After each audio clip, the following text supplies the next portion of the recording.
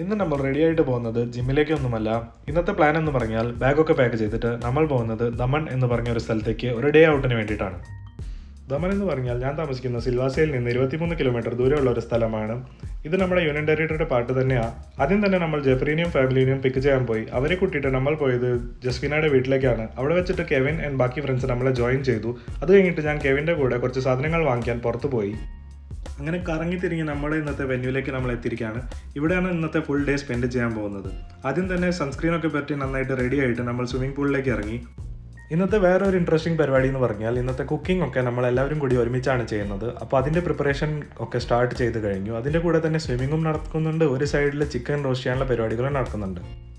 ഈ ഗ്രൂപ്പിൽ എനിക്ക് ഏറ്റവും ഇഷ്ടമുള്ള ഒരു കാര്യം എന്ന് പറഞ്ഞാൽ ഇവിടെ ആൺപെണ്ണ് വ്യത്യാസമില്ലാതെ എല്ലാവരും പണിയെടുക്കാൻ റെഡിയാണ്. എല്ലാവരും സഹായിക്കുകയും ചെയ്യും.